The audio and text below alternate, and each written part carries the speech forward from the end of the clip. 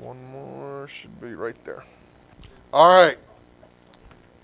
So we left off yesterday with legal issues. Okay? So let's compare and contrast both the South and the Northern perspective. The South argues the Fifth Amendment. They're saying the Fifth Amendment would allow the extension of slavery into these new territories.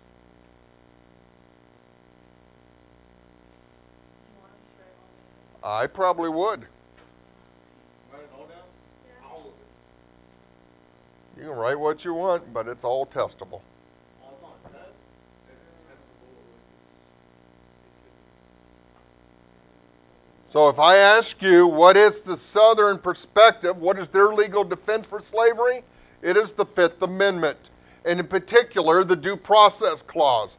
Due Process Clause in the Fifth Amendment says a person cannot be deprived of his property without due process.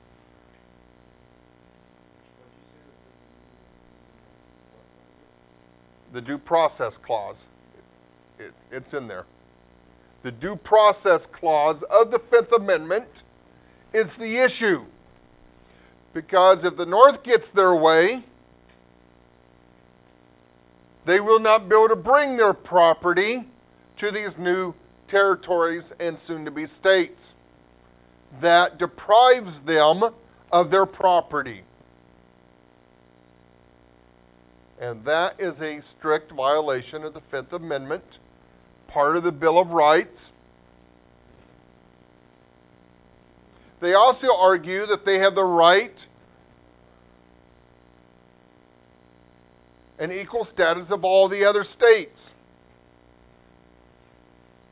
So the Fifth Amendment applies to them equally.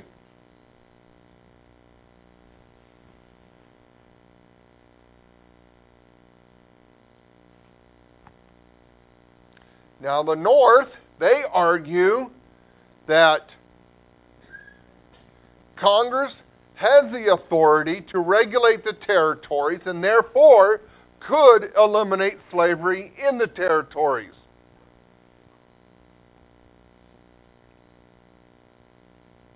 That is based on the Ordinance of 1787. This particular ordinance is the Northwest Ordinance of 1787. Among many things that it does, it establishes that Congress regulates the territories. It is also this regulation that authorizes Congress, in fact, it didn't just authorize, it demanded that Congress print its first book for the use in public schools in these territories. Any idea what the first book that Congress ever printed and paid for? The Bible. To be used in the public schools to teach reading. Reading and Republican morals. Not Republican Party, but the republic form of government. Congress's first expenditure was the expenditure of printing Bibles for public schools in the territories. But don't we have a separation of church and state?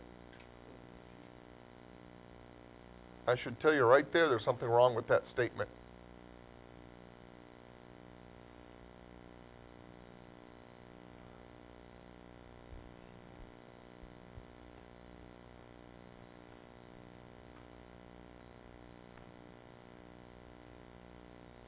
So after like the Civil War and stuff, like I thought that war when it happened, like so they decided like not to do that anymore, like not to have like free states and state states, we just decided to have a full state now. Does that make sense? Who's they? No, it doesn't make sense. Who's they? Like the Northerners, you know how like they had states? The South was defeated. Oh. So how did that work? Like they were defeated. The 14th Amendment. The Constitution had to be changed. Which, by the way, proves that the Civil War did not free the slaves. In fact, it didn't. They weren't free yet after the war. It was not until the 14th Amendment was passed.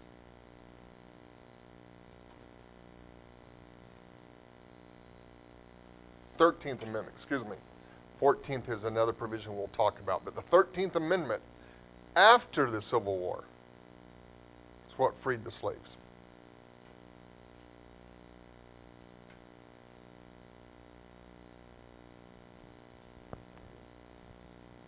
All right, where are we at? Who's writing?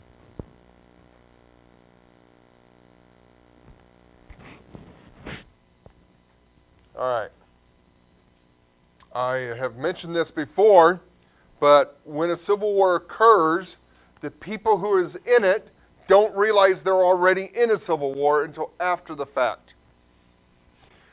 Listening to a professor from Johns Hopkins University, and he's arguing that point right now. We are in the next, what he calls the new American Civil War, and we don't even know it, and we won't know it until well after the fact, and well after it's too late to return. He thinks we are probably just about there now, where we will not go back. We can't keep from going and finishing a civil war, though we don't see it at this point. Just like these guys, they don't realize this is the start of the Civil War. Politically, it already began. But these are the first shots of the Civil War, just like the Boston Massacre occurred several years before the actual war. The Lexington and Concord and those battles after that for the next 12 months was before the Declaration of Independence. Well, Bleeding Kansas is a term that is coined to represent this time period.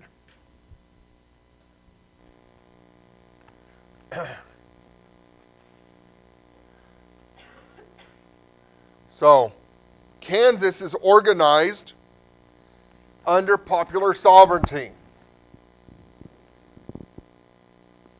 And they decided to be a free territory.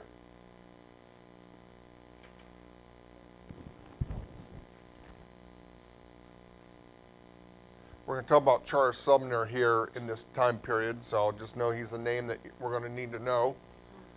But the Republican Party at this time is claiming the Civil War is erupting in Kansas, referring to the pro-slavery elements in Missouri was coming across into Kansas, intimidating, shooting people, that kind of stuff.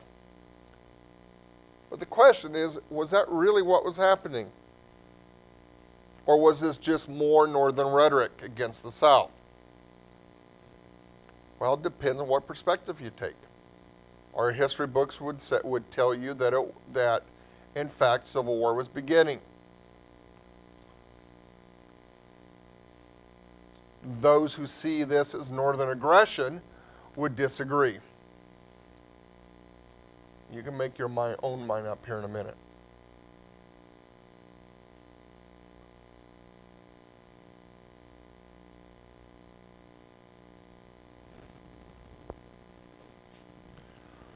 For example, remember, Kansas was to be settled as under popular sovereignty.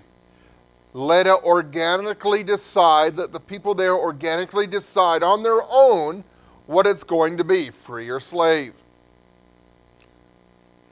What most people don't realize is two different organizations are paying people to move to Kansas for the purpose of settling there and voting in favor of popular sovereignty to go for a free state.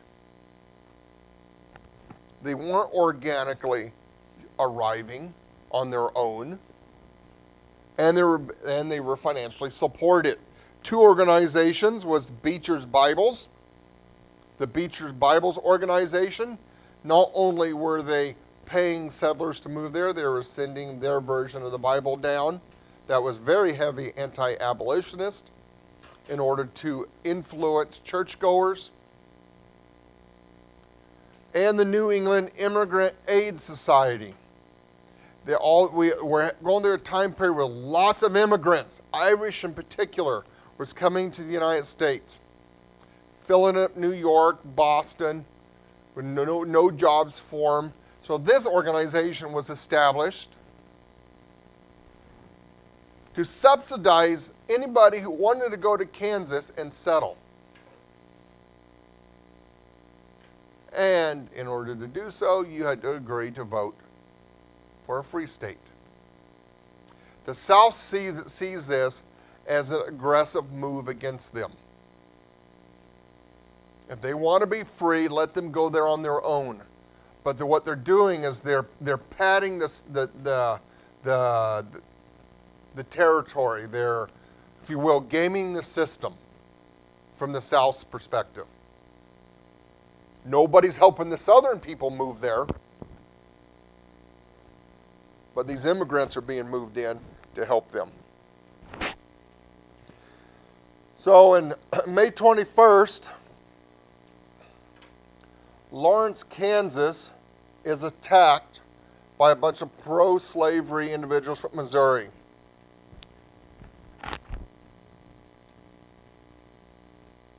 This is considered a massacre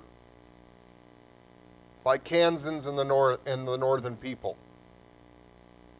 History books will tell you it's the massacre of Lawrence. They still remember it today in Lawrence, Kansas.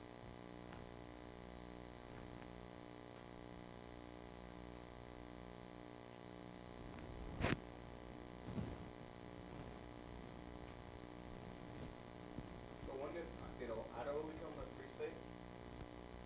It always was.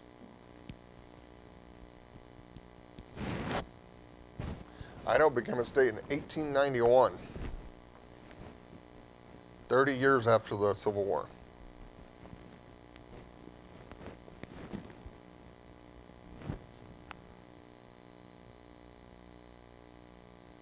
So, we have a bunch of Missouri folks coming across using guerrilla tactics, and then, of course, coming into this town of Lawrence, they burnt most of the town down, killed a few folks.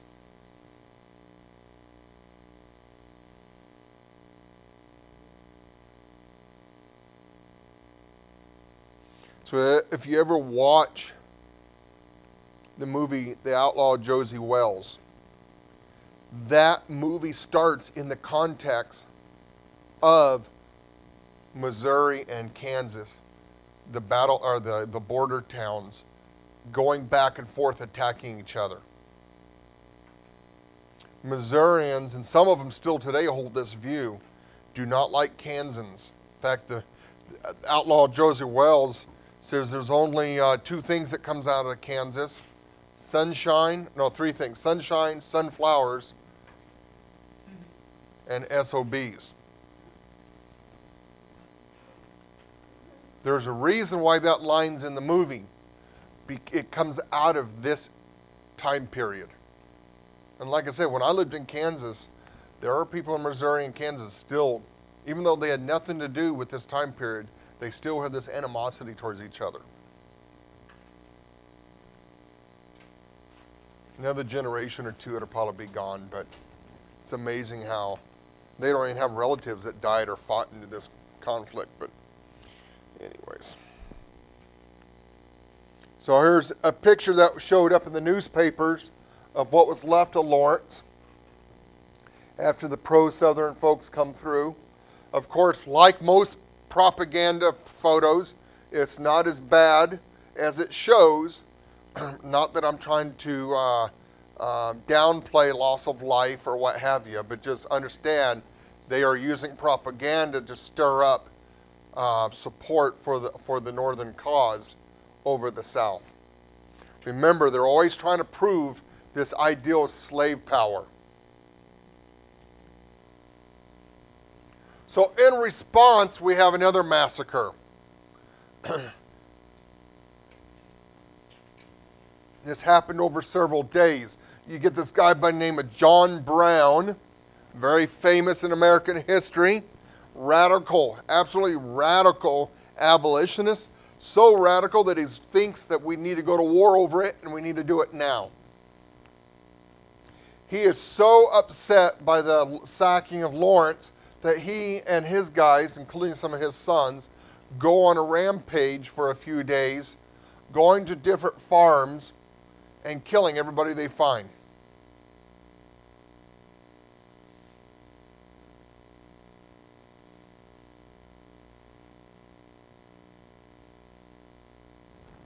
Now, as it turns out, they only kill about 29 people. They burn a lot of property, a lot of homes. Of course, back then, building a cabin back then would take you months to build.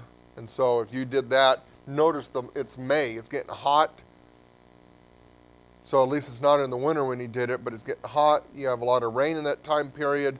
So he leaves people out in the weather.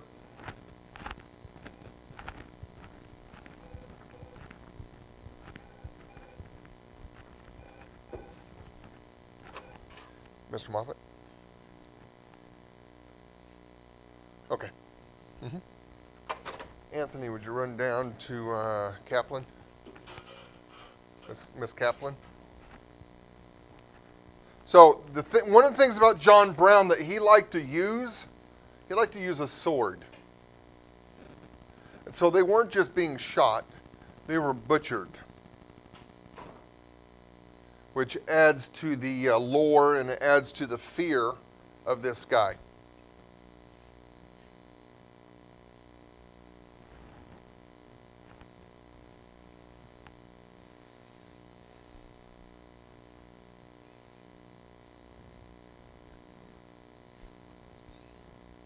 So for the next 3 months, they have raids against each other. Missouri will come across and attack people, and Kansans, particularly this group, would come across and attack Missourians. Back and forth, back and forth.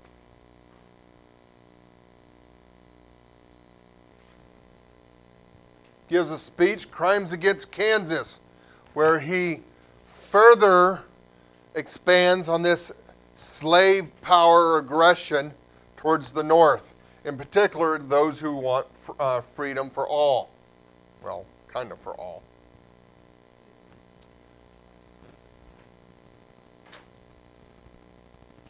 His speech absolutely offends Southerners.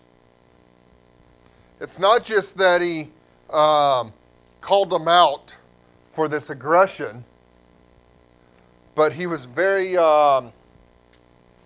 disrespectful to them. And in particular, goes after Andrew Butler, who's in the Senate, and basically calls him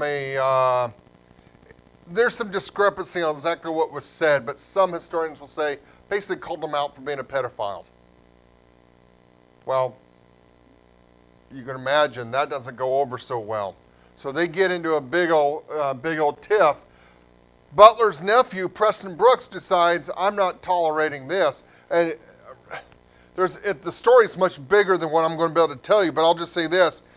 They set it up where they locked Sumner in the room while Butler comes in and takes his cane to him and nearly kills him. Beats the crud out of him. They thought he was going to die. And hit him so hard, broke his cane. I got a picture of part of the cane. You'll see why that's significant, because it's got a gold head on it. It's not just an old man walking cane. It is a strong piece of wood with metal on the end. The description of the injuries would indicate to me he probably had broken collarbones, may even broke a couple bones in his arms, laid his head wide open. Probably broke eye sockets, probably broke his jaw. I mean, the guy was just beat to a pulp. So this further shows to the North the aggressive behavior of the South. When you have somebody willing to come into the Senate chambers and deliberately set it up so nobody could get in to help rescue the guy while he's being beat to death.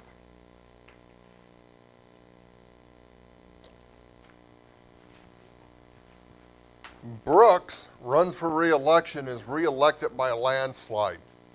Brooks being from the South. This to the North indicated to the North once again that the Southern people not only encouraged it, but endorsed this aggressive behavior. In fact, the word they would use is the brutality of the South.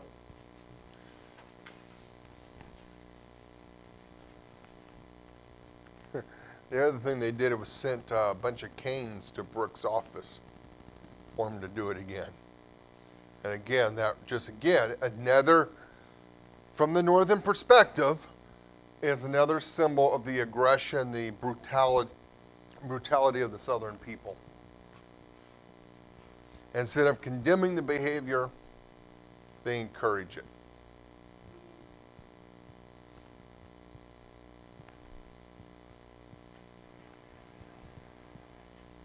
So it's likely we're going to finish these slides today. We'll get through the political crisis of 1850.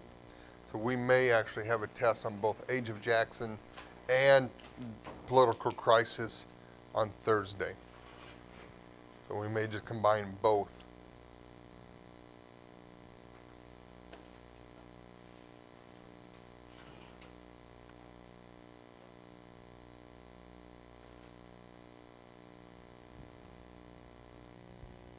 All right, so here's a picture that they had in the newspaper of the caning of Sumner. There's what's left of the cane. You can actually go to a museum. I can't remember where it's at. Maybe it's Massachusetts. And see the cane on display, or at least the part of it that they are able to save. Yeah, can you imagine getting hit with the end of that? That'd rock your world. Yeah. So this brings us to the 1856 election. 3 individuals are running for office. We have now the first Republican candidate, John C. Fremont. He is a military officer, kind of the conqueror of California. He's a major Western explorer. He is famous for exploring Colorado and finding the southern route over the Rockies.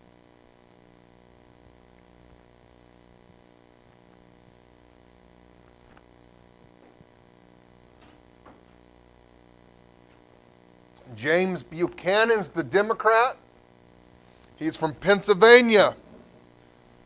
What does that tell you right away what the strategy is for the Democrats?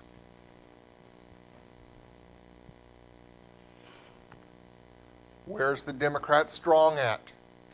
What region? Stop for a minute from writing. Answer the question.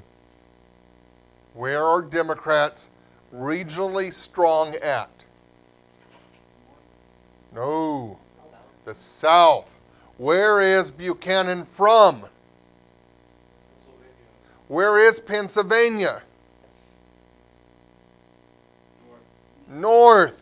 What is the Democrat strategy here?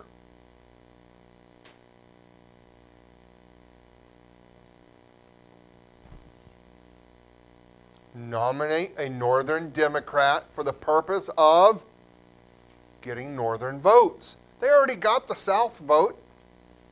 They need more votes from the North. So you nominate somebody from the North. Guys, this is the same strategy for the last 4 presidential elections we've talked about.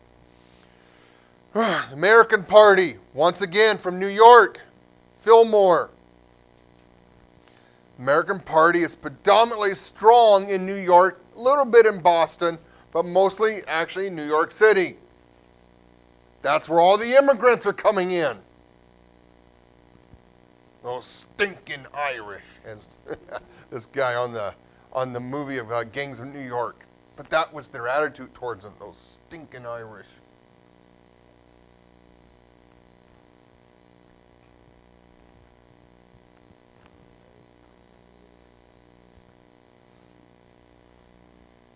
All right. So here is Fremont, one of the better pictures of him. Free speech, free press, free soil, free men, Fremont for victory. That was the slogan. Not too shabby. Free, free, free, free, right?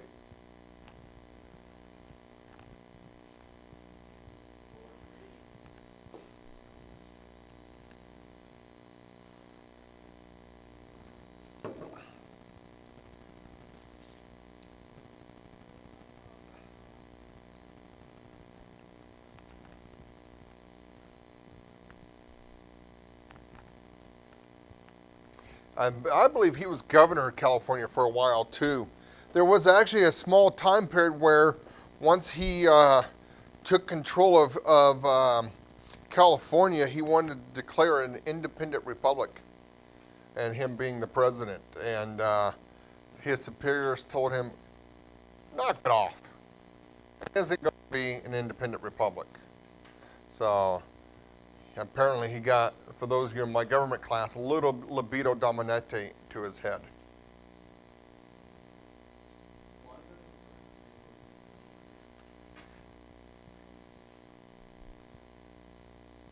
Well, Mexico did.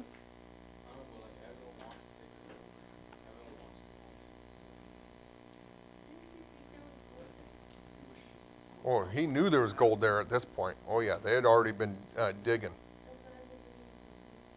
Gold and timber. Think about all those redwoods. Holy cow, they were seeing wood. And remember, these are loggers in their mind. All they can see is board feet. The endless trees. Oh yeah, lots of resources in California. Mr. Fillmore. He received no Southern support at all, and he warned that if Fremont was elected, it would divide the Union and force a civil war. He also believed slavery was a matter of the state, was a state right issue, not for the federal government. And by saying that, for having that belief publicly, he thought he would be able to grab Democrats, particularly in the South. Not a chance. They did not trust him. Because he's from New York. I can understand that.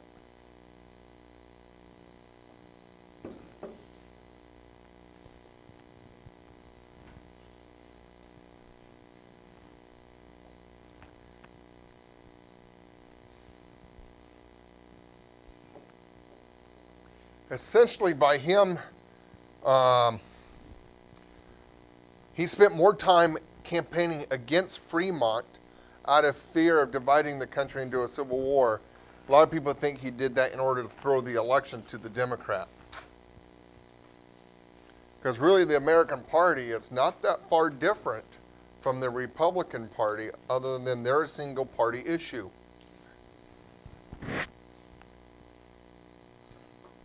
James Buchanan, Northern Democrat, he believes the state or the slavery is a matter of the state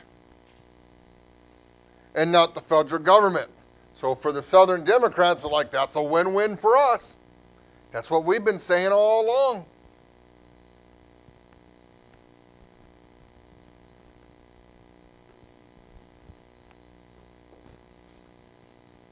Who do you think wins?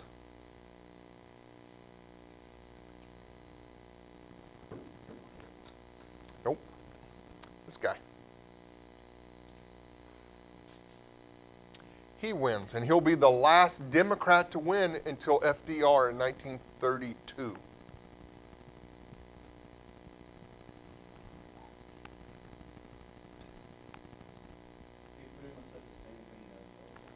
Mm-hmm. Yep. Yep.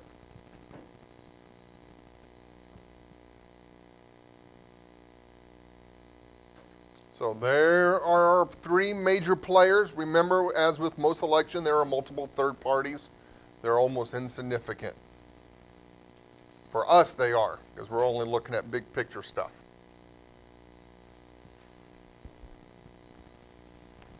All right, let's watch the overview.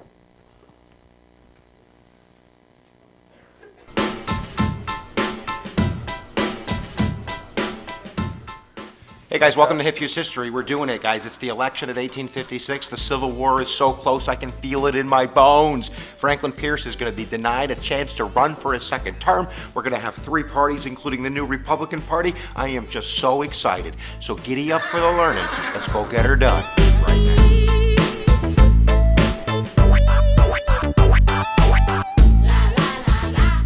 Let's start with the Democrats because they're the ones who won in 1852 with Franklin Pierce from New Hampshire. He's a Northerner with Southern principles, but he angered both the North and the South during his term. Now, in order to complete his bargain with the Southern principles, he signed the Kansas-Nebraska Act. This is expansion of slavery, popular sovereignty, led to Bleeding Kansas, also argued for the annexation of Cuba and the spreading of slavery out there. So while that's popular in the South, the Northern Democrats are ripping their hair out. And in the same token, he's tinkering with the spoils system and patronage, and he's making some enemies in the southern part of the United States and the Democratic Party as well. We have Stephen Douglas, who's running again at the convention. He's kind of the candidate of the railroad companies. He's the father of popular sovereignty in the Kansas-Nebraska Act, but he's back for another round after beating Abraham Lincoln for the Senate in Illinois. We have old man Lewis Cass back. Lewis Cass wants to be president real bad. Lost the convention race in 1852, lost the presidential race in 1848. He's got his ticker still going, so he's back for another round. But all three of these guys are going to be outmaneuvered by James Buchanan from Pennsylvania. Really interesting character. Not only was he a House member and a Senate member, he was Minister to Russia, and he was Secretary of State. In fact, he was the last Secretary of State to be elected to the presidency of the United States, maybe until this election cycle. I guess we're going to find out. Also rumored to be gay. Not that that's a big deal today, but back then it would have been a pretty big deal. Now, these are only rumors, but there are historians like James Lowen who believe that James Buchanan was in fact a gay man living in the 19th century. He shacked up in Washington, D.C. with Alabama Senator William Rufus King, and although they destroyed most of their correspondence, a couple of the letters have popped up in American history. I'll read you a little passage that James Buchanan wrote to his friend William when William was serving as Minister of France in 1844, and it went something like this. I am now solitary and alone, having no companion in the house with me. I have gone a-wooing to several gentlemen, but I have not succeeded with any one of them. William Rufus's nickname was Aunt Nancy. So you guys can make your own decisions, do your own research, but pretty interesting in American history. So we have our candidate in James Buchanan from Pennsylvania, another Northerner with Southern principles. Back then they called them dough faces. I have no idea why. Let's look at the grand old party, the GOP, the Republicans, who are just putting up their big tent.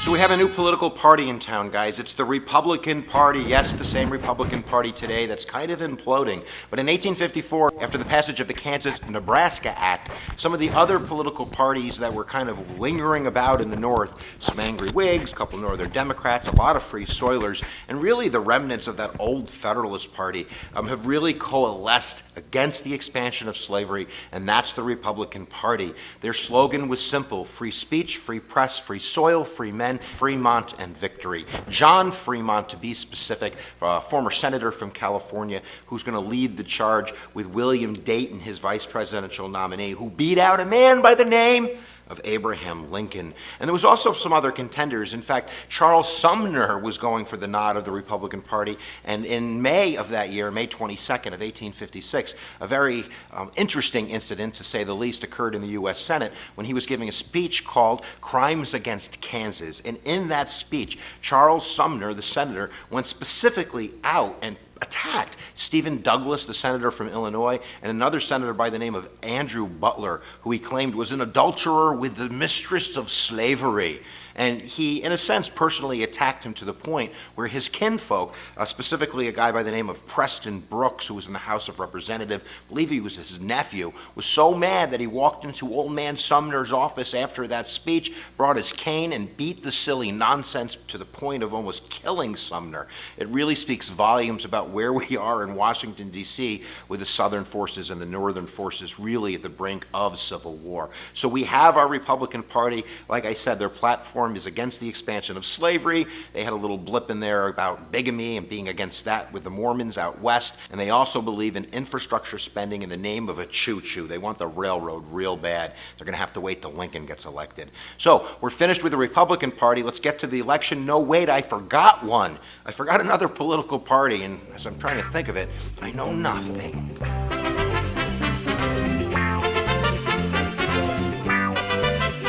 So our third party, who really is going to throw this election to the Democrats, and they did pick up 20% of the popular vote and some electoral votes in the state of Maryland, they're going to run a man by the name of Millard Fillmore, the former Whig president. Now, what's interesting about the Know-Nothings, or the American Party, they were called the Native American Party for a little while, that name didn't work out, is that Millard Fillmore wasn't even a member of their party, never gave a speech where he mentioned them, never showed up to one of their shindigs. In fact, he was overseas when they nominated him, so when he got back, he was kind of like, okay, I guess I'll run with you guys. I don't know.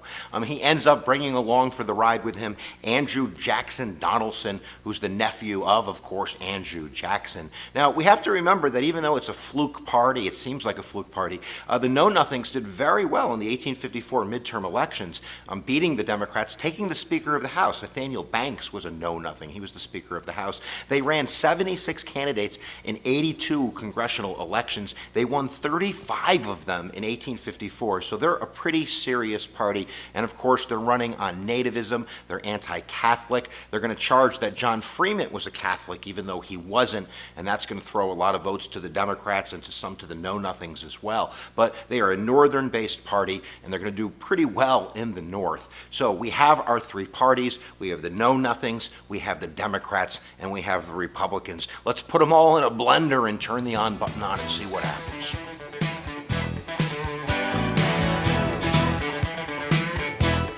So during the campaign, the Republicans ran on the concept that they're fighting against slave power, that the West needs to be free labor, that this is the heart of republicanism. So in a sense, they're moving closer to the abolitionists. They're not there yet, but they're definitely arguing for stopping the expansion of slavery. The Democrats, on the other hand, they're pretty direct. They're arguing that if the Republicans win, that means civil war. And like we said, the Know-Nothings, the American Party, they're running a nativistic campaign, charging Fremont as a Catholic, and in a sense really sucking votes away from the Republicans in the North, giving it to the Democrats. So as you can see from the electoral map, James Buchanan and the Democrats are going to sweep the South, notwithstanding the Know-Nothing success in Maryland. And of course, also Buchanan is winning New Jersey and Pennsylvania. He's winning Indiana. He's winning Illinois. So that's going to lock up his win with 174 electoral votes. John Fremont and the Republicans, they're going to capture 114 electoral votes, of course, all of those northern states, and him losing New Jersey and Pennsylvania is really going to seal the deal. And at the end of the day, James Buchanan isn't going to get 50% of the popular vote with 45.3%. John Fremont and the Republicans at 33% and about 22% for Millard Fillmore and the American Party. In fact, when we look at how he ran in the free states, he won 114 electoral votes out of 162 electoral votes. In the South, he got decimated. In fact, Buchanan, the Democrat from Pennsylvania, won 56% of the popular vote in the South. Millard Fillmore won 44%.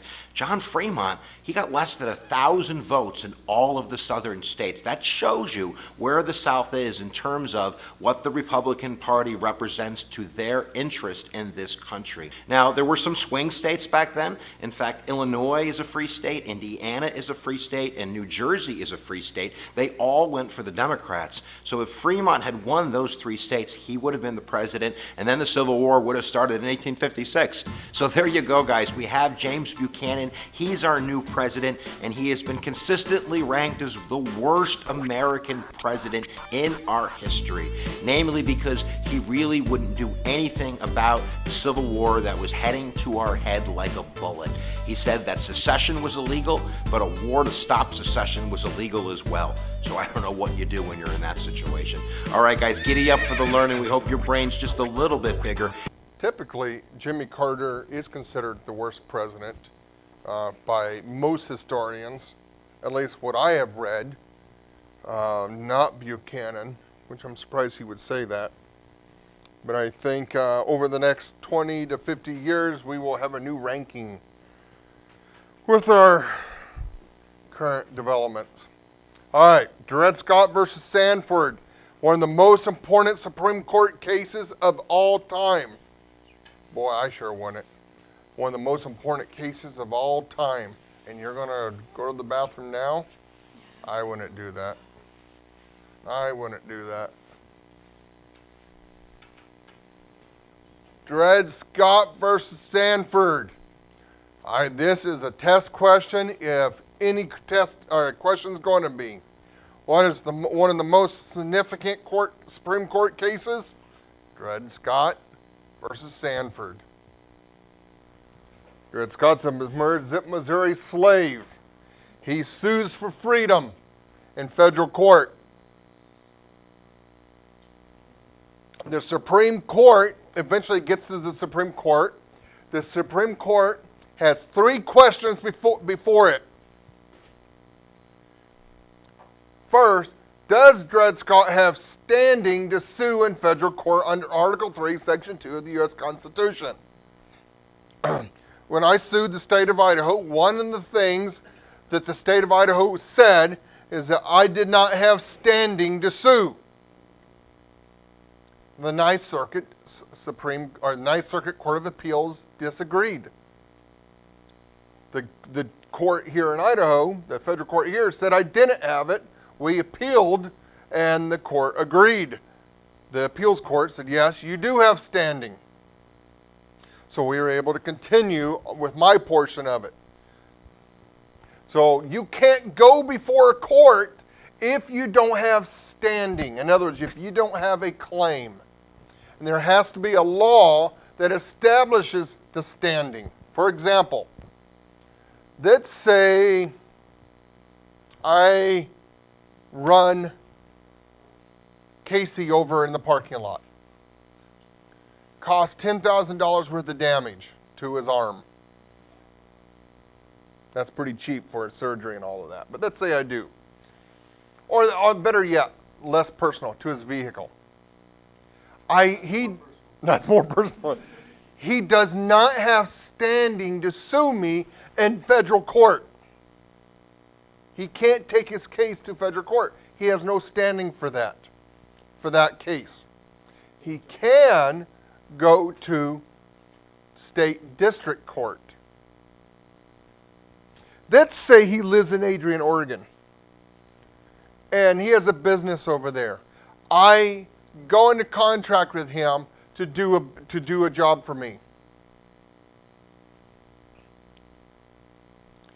And he screws up, and I want to sue him for my money back.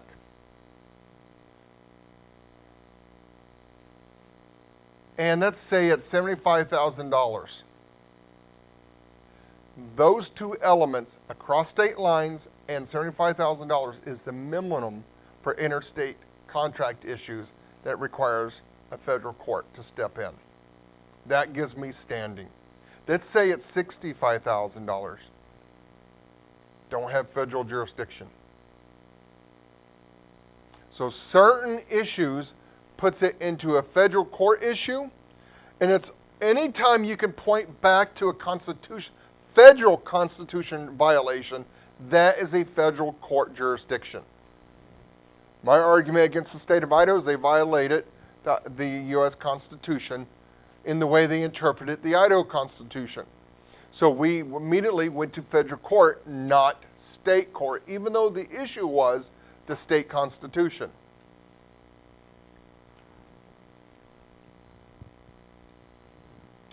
I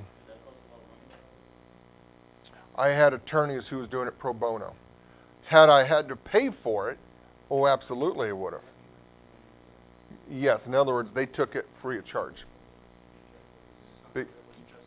Yeah, they said, oh yeah, this needs to be litigated.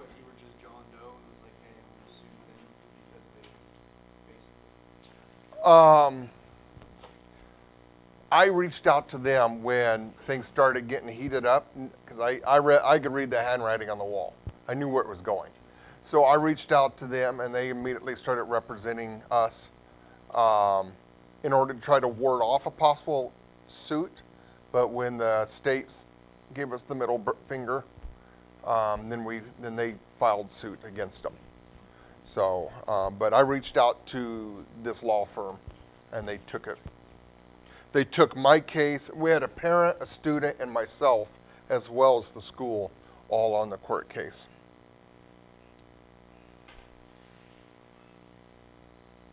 So first is, does he have standing to even go before the federal courts? Second, does Congress have the authority to limit slavery in other territories? Oh, we're getting to the Fifth Amendment question. And third, is Dred Scott free? In other words, did the Missouri Supreme Court rule correctly? Because he was taken from Missouri into a free state. And the question is he then free? Missouri state court said no, he's not. So this third question is, did that court rule correctly? And that was when I appealed my case, our case, to the Ninth Circuit. That's what we were asking. Did Judge Lodge in Boise rule correctly? The Ninth Circuit agreed with most of Judge Lodge, but not all of it. So I will probably ask you the 3 questions associated with the Dred Scott case. It might read like this. What were the 3 questions before the Supreme Court regarding Dred Scott? Does he have standing? Does Congress have the authority to limit slavery in the territories? And third, was he free? Now please understand, I'm being very simplistic here. This was a huge, huge case. But it boils down to Scott was not a citizen, therefore could not sue in federal court. That's the first thing. So does he have standing? The Supreme Court said no. The reason, he's not a citizen. Therefore, the Supreme Court does not have jurisdiction in the case. Typically, courts would stop right there. They would not answer any other questions related to the case. They don't have jurisdiction to have an opinion, they stop. The Supreme Court did not stop, though. And this is one reason why this, especially for the North, why this is controversy. Even though it's a win for the North, it's a win for the South, but what's interesting, all the Supreme Court justices are all from the North. And they weren't Southerners. So 1, he doesn't have standing because he's not a citizen. But they went on to answer the Missouri Compromise, I got compromised twice, of 1850 and the Kansas-Nebraska Act was unconstitutional because the Fifth Amendment. It violated the Southern people's due process rights, the very argument that they were making. This is the first time in over 50 years the Supreme Court struck down an act of Congress. This was a big deal. Both laws was turned away.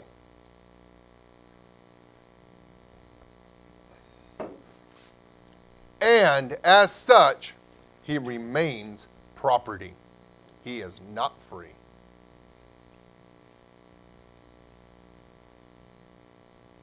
This case guarantees the Civil War. There is no stopping it now.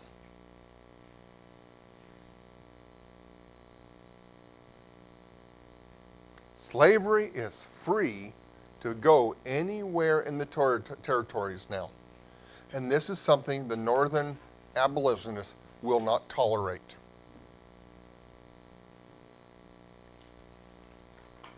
Now, spoiler alert, he does get his freedom later. His freedom is paid for, and he lives his last, 5 or 6 years free. I think his wife was freed at the same time as well. So, the significance of this court case is that the Southern legal defense was correct. The Fifth Amendment applies, and the Kansas-Nebraska Act and the Compromise of 1850 was unconstitutional. As a further result of that, it guarantees the Civil War, because now slavery is free, or slaves are free. The slave owners can now move their slaves into the territories. Now, that doesn't mean that these territories are going to be slave territories, but it does mean they can move, and slaves in one state is a slave in the territory. What they were trying to show here is if a slave can get to a free state, then he can be free.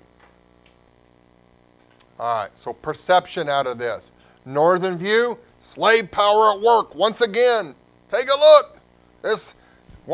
Now, what they don't tell you out of this is that, again, all of the justices were from the North. But either way, they use hyperbolic language and claim slave power, forcing the court to rule in their favor. And they believe the only way now is to go to war. It's the North that is pushing for the war. Now, for the South, they think the issue's dead. See? You got to leave us alone. Told you all along, legally, you were wrong. We've proven that now. Now we're moving on with our lives.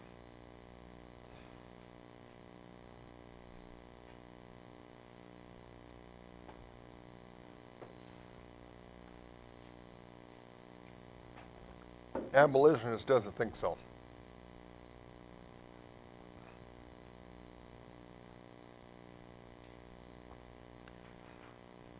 Now, understand something.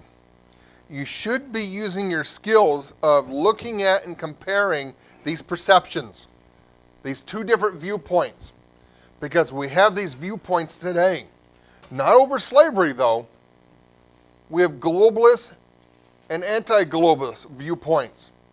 We have blue and red viewpoints. We have right and left viewpoints. You have progressive and constitutionalist viewpoints. Regardless of how you slice and dice these two major viewpoints in our society today, I can't remember the doctor's name, Dr. Vehars, or from Johns Hopkins. He says it's the same issue. We're further and further dividing ourselves over these big issues, and at some point, and we're already seeing some of this. We had a guy, a year and a half ago, shoot the second or third ranking House Republican, nearly killed him while they were playing baseball. You have a guy right now they're looking for in Pennsylvania who's threatened to kill President Trump, and they have a manhunt looking for him right now.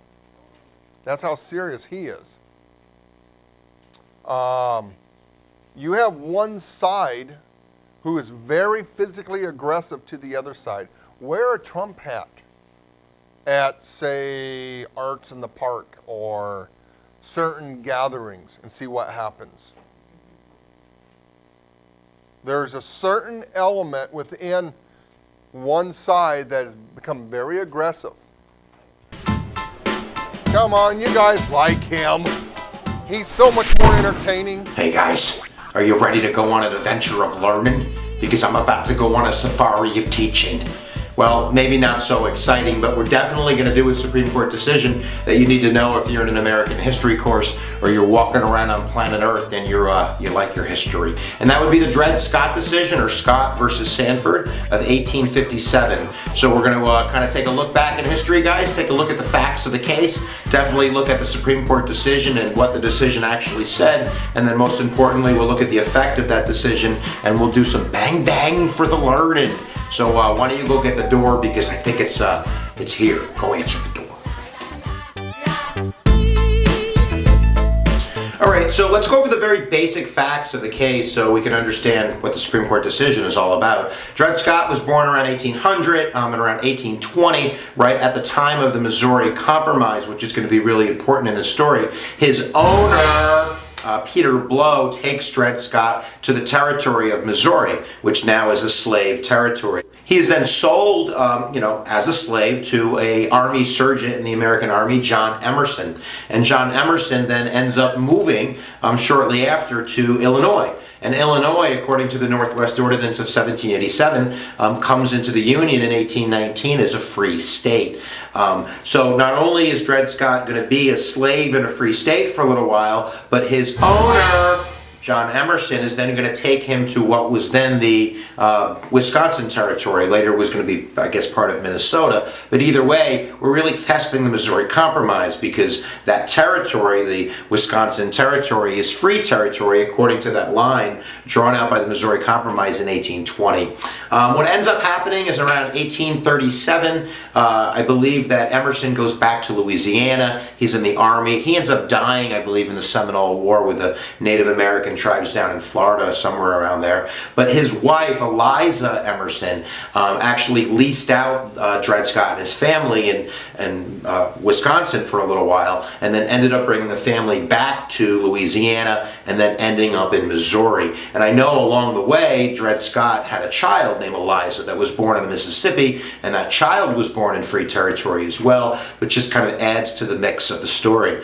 And what ends up happening is the state of Missouri, in the court case Scott versus Emerson, because remember his owner was Eliza Emerson, ended up finding that Dred Scott was still going to be a slave, even though Missouri precedent, kind of previous decisions, had favored emancipation in these incidences. Because slavery has become such a hot topic with the expansion issues and the compromise issues of 1850 and the Missouri Compromise, Missouri is basically claiming, slaves back. Once you're a slave, if you come back, you're going to be a slave. And remember, we also have the Fugitive Slave Act on the front burner as well. So at this point, Dred Scott is going to turn his attention to the Supreme Court. And at that time period, I believe that Emerson, the wife, had transferred custody of Dred Scott to a new owner who would be Sanford, John Sanford, who was Eliza's brother, who was a citizen of New York, and that's actually important too. But now you have it. You have Scott versus Sanford, Dred Scott versus his owner, John Sanford. And the Supreme Court trial begins. Ding, ding, ding. Let's keep going.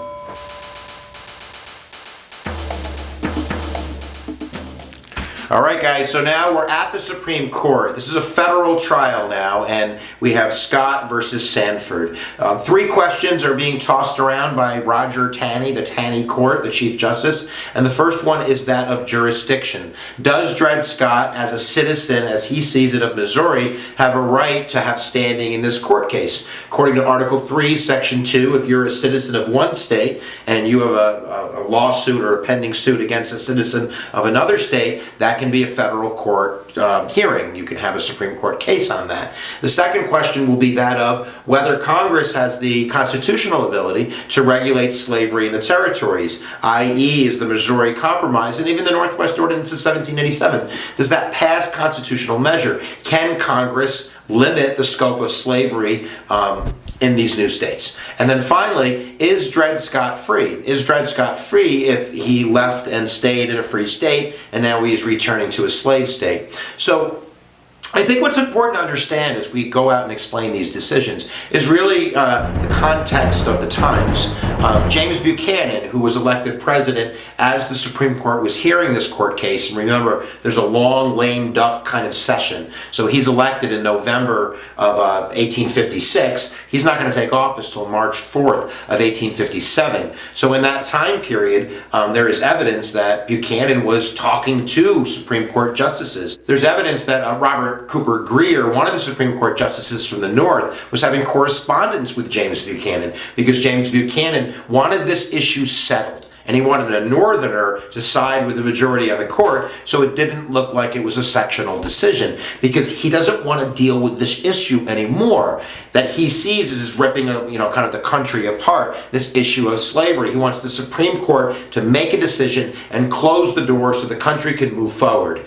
with slavery or without slavery, but he sees it as with slavery. So here's the awful decision. It's a 7-2 decision. Number one, they state that Dred Scott's not a citizen, that this is really racist language they use. They go back to kind of writings and ramblings of the Founding Fathers talking about the white race being superior and that Negroes and their descendants have no claim to citizenship.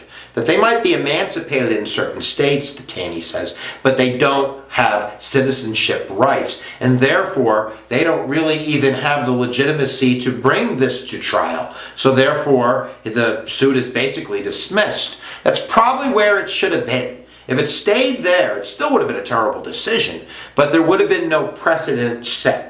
There would have been no kind of pushing the nation into kind of a iron clasp decision on slavery one way or the other. But then the Taney Court goes on to say that the Missouri Compromise, that Congress's ability to regulate slaves kind of issues in the territories is unconstitutional. This is only the second time that the Supreme Court is using its power of judicial review to find a federal act, a congressional act, unconstitutional. The first one being Marbury versus Madison. And now here we are, I don't want to do the math in my head, 40, 50 years later, and the Supreme Court's doing it again, but this time on the Missouri Compromise. And that's going to have humongous effects. And also, by saying that, the Northwest Ordinance of 1787 is also going to be unconstitutional. Now, we're going to talk about the effects in a second, so I'm going to save myself. But the third issue of whether Dred Scott is slave or free, they basically state that since we have no right to hear this court case, that the standing in Missouri, when it was Scott versus Emerson, stands. That he is a slave, and we ain't going to do nothing to change that. So there you go. You have the most terrible decision in the history of the United States in the Supreme Court. Now, most importantly, you want to remember kind of the basic idea if you're taking a test in the morning or something like that. They said slaves are property. That slaves are property and that the owner's decision to bring that slave into a free territory and then come back, that's still their property. And that no legislative act by Congress is going to change that. So we've basically pushed the country now to the next level, and let's take a look at what that next level entails.